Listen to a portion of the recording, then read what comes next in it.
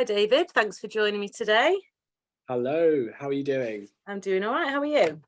Yeah, I'm superb. It's been a good day. Good. Thursday. That's what I like to hear. Thursday's the happiest day of the week, apparently. Oh, And is it? yeah, apparently. And Friday isn't as happy as Thursday because on Friday you're actually already eating into your weekend and Monday's getting a bit closer. It's the anticipation, isn't it? Of the happiness is the anticipation of the weekend. It is. So you caught me on a very good day. I think all interviews should be done on a Thursday. Brilliant. Right. That's the law from now on then. Okay, so I would like to start by asking you what you do and how long you've been doing it.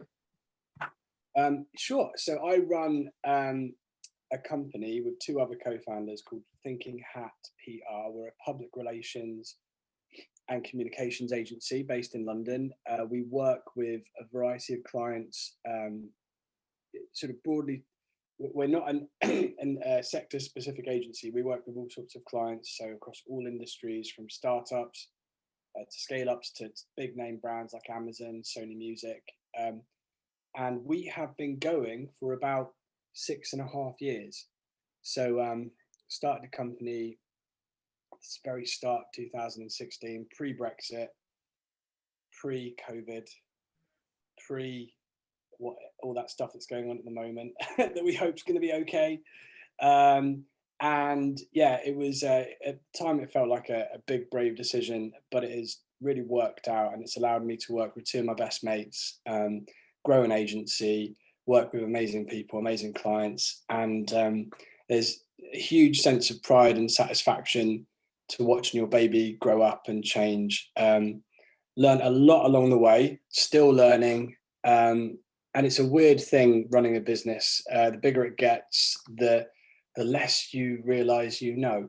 But it's been an incredible journey. And in terms of what I've been doing, I don't want you to age me, but a long time. I've been doing you don't have to answer that. Just picking up on what you said there about the learnings that you've had along the way. What would you say is one of the biggest ones that you've had? You know, I think I'd answer that question differently every day of the week that you ask me.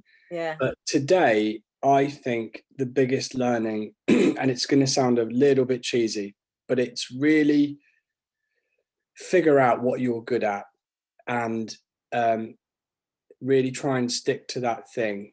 And I think as you get bigger, of course, you sort of naturally delegate things to other people and you sort of move around, your role's going to shift. But we've, in a really weird sort of way, we're 6.5 years old, and we've almost circled back to the jobs we were doing at the very start of the agency when we hardly had any clients. We've done that recently. Yeah. And we're so G'd up now. We're like, yeah, this is what I'm supposed to be. This is right. Brilliant. I shouldn't have been. Can I swear? Yeah, I'm sure you can. A good been, swear word. You can Gentle beat this. one. I shouldn't have been mucking about with payroll and mucking around with like a lot of the back office stuff, stuff I've been doing for years. Yeah. It's not me. And the sooner you can delegate that kind of stuff, the better, because you've got to really value your own time, and it's and you've got to figure out, to value your own time, you've got to figure out what you're really, really good at. For me, it's the strategy side of the business. It's whether it's for our company or for other companies. Yeah. That's what I love. That's what I'm passionate about. That's really the only thing I want to be doing. And so when I'm pulled in other directions, even the people management side, it's not what I'm the best at. And yet there's someone else in the company who loves all that and is really, really good at it. So why shouldn't they be doing it? So it's taken a few weaves and turns to sort of hit that realization. But when you figured that out, I think you just have to throw everything you have at that one thing you're good at, and it's for the benefit of the company, it's for the benefit of you mentally, and so it's not just being in your lane, which is like used a lot. It's more really figuring out what your lane is, and then just doing that thing as much as you can. And are the other directors in your team, have they all got their own special sort of area as well? Is that how it's worked out well for them as well, is it? Yeah. So to be completely honest with you, we really only figured it out in the last month or so. We actually went off to Austria. Mm. We had a bit of a co-founder therapy session. Wow. There was a few frustrations Yeah. between us, which I think, you know, is pretty natural. I mean, running a business with someone, it's like being in a marriage. You have ups and downs, and you know, it turns out the real frustrations were all coming from the fact that we were in slightly wrong roles for us. There was Yeah. some clashes, some crossovers, confusion, and then that's really concerning because you're trying to run a team of people, and it's hard enough to be one leader. When you've got three leaders in the same position, you guys better be all on the same page, otherwise people are going to start to worry. And we really sort of dug deep into what the source of our frustration was, and it was, okay, Nick shouldn't be doing that, Brookie should be doing that, or Nick should be doing that, Brookie shouldn't, Emma, etc.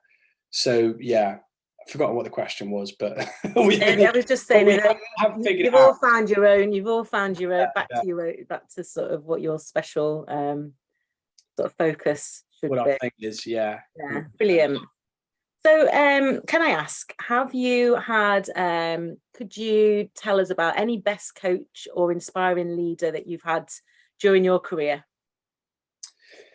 Well, yeah. Lots of people, lots of clients. So we work with some really amazing entrepreneurs and founders and of businesses of all scales. And it's really hard to pick up one person because so many of them are amazing. And I feel like if I were to pick out one, they'll find out. So be careful. I mean, for example, right now we're working with an amazing chap called Jeff Dewing, who's written a book about doing the opposite. He runs a very successful business, and he's also a mentor himself. We work with a lovely lady called Sam White, who's an incredibly inspiring female entrepreneur and business leader, who's been covered everywhere, you know, Times, FT, Management Today, you name it, and she's just a force to be reckoned with. And we've been lucky enough to work with loads of people like that. And in terms of mentors for our business, though, I guess I'll give him a name check and a plug, even though he gets paid handsomely. It's a chap called Grant Goss, who he runs a company called Claris Fortor, who are like a mentoring kind of company. They work with lots of different businesses. And we've known him for a couple of years. He worked with a legal person, and I was pretty skeptical, if I'm totally honest, about mentorship and coaching, because, you know, like I said before I started this business, I've been doing this for a long time. I was the first employee in one of the top agencies in the UK, and I really sort of learned a lot about how you run a PR and comms agency. So I was very skeptical. What could I learn? What could we learn from someone who's admittedly very successful in their own right, but, you know, a completely different sector? Mm-hmm. And well, we're still together after about 3 or 4 years. That probably tells you everything you need to know.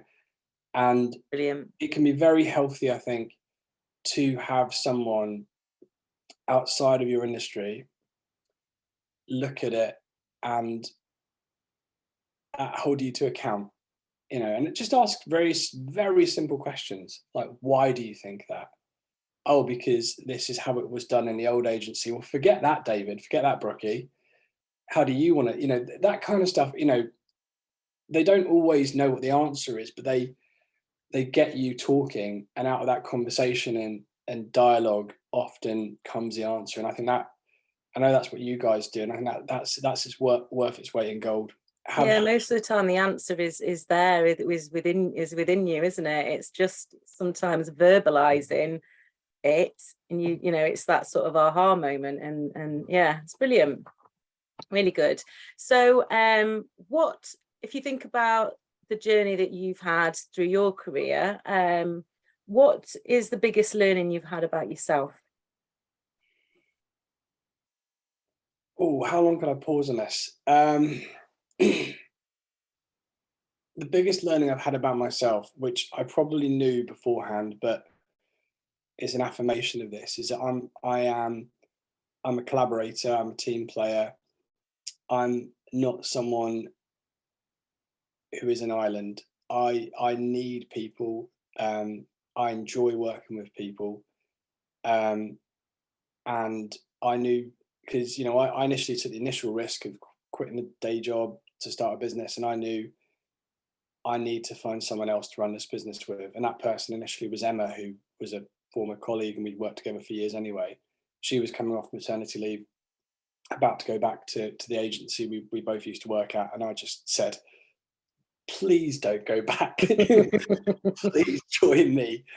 And I think that's the thing, like that's the reward for me. It's not about these business objectives and turnover and all that kind of stuff. It's about the journey, and it's about doing it with other people that you like and respect, and enjoying the highs but also suffering the lows together. And I think you've got that bond, then the for many businesses you're going to have tough times, but it's never that bad, because you always know that, yeah, we're going to have a couple of bad months here, but I back this team, we're going to turn it around, it's going to be fine.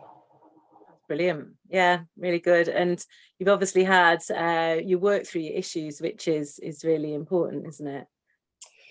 Yeah, I think so. And I think that sitting here and now, I should probably say it is like a marriage, and you have ups and downs, and we're very, very focused and driven now, but the business is changing like a breakneck speed. We're growing, we're getting bigger, there are more problems, meaning there are more hurdles ahead for like the three of us.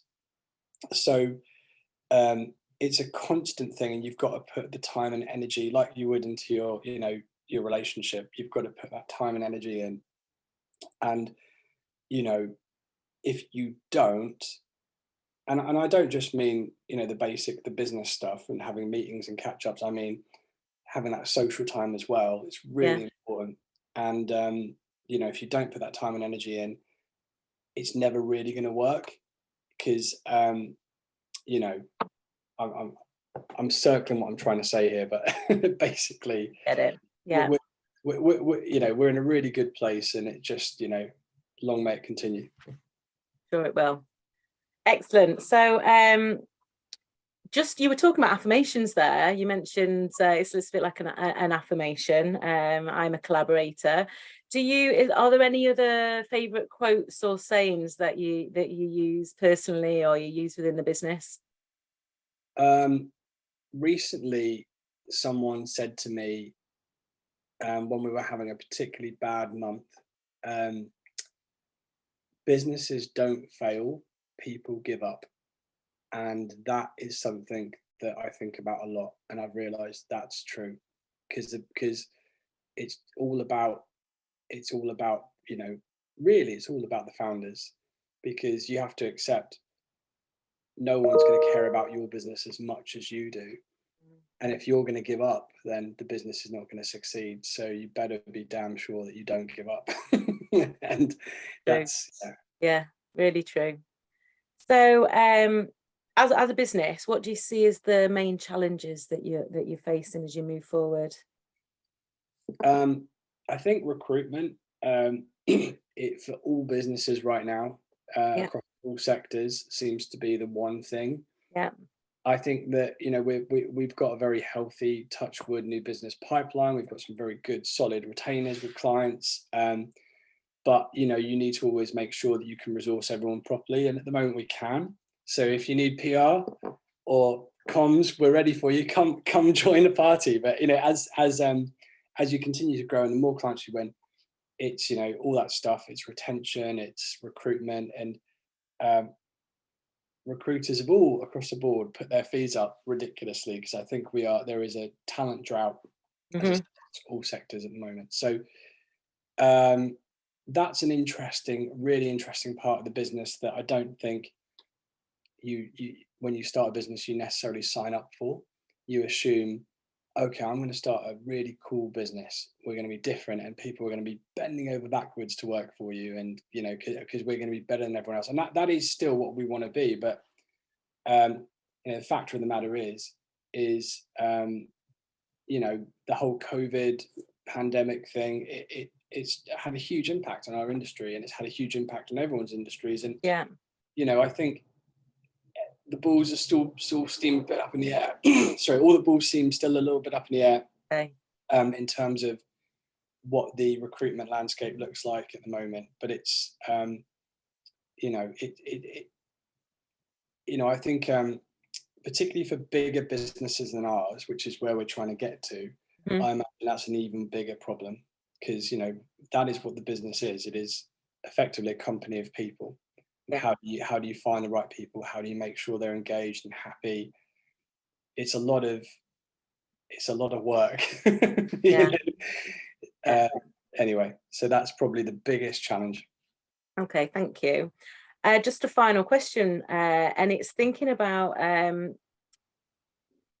a young person starting in business. What advice would you give them?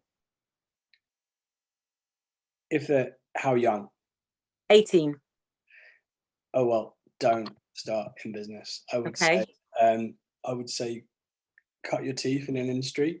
Yeah. Work hard, learn as much as you can, and when you are, I'd honestly say that, and I know you've got all these huge success stories about people who started tech businesses from uni who have made multi-millions. So from that perspective, maybe don't listen to me. But it's certainly, if you're going to do what I do, which is running an agency, you need to be really freaking good at what you do. And you can't do that by starting from scratch. You have to work with other people. You have to be surrounded by leaders. You have to learn. And, there's no rush. It's better to get really good at it. And then when you resign like I did and start a business, you've got something to fall back on, and you've got that self-confidence. So it's not really as much a risk. So yeah, that's what I'd say. Wait. And then if you were down the line, you've done had a similar career to you, and then you start a business, is there any advice you'd give to somebody at that point? Yeah, make sure you focused on profit, not turnover. That's the key thing. Yeah. All I can say there. Good one. All about profit, and turnover is just ego. Like that's just caring about what other people think about the size of your business. The only thing that really matters is that you're healthy, stable, and you've got that good profit margin. Even if the turnover's half your mate's business, if you've got a bigger profit margin, then you're winning. That's the key thing. Yeah, really good, great advice. Right, David, thank you very much. Thanks for joining me today. That was really interesting. I really enjoyed that. Lovely to be here. Thanks for inviting me. Appreciate it.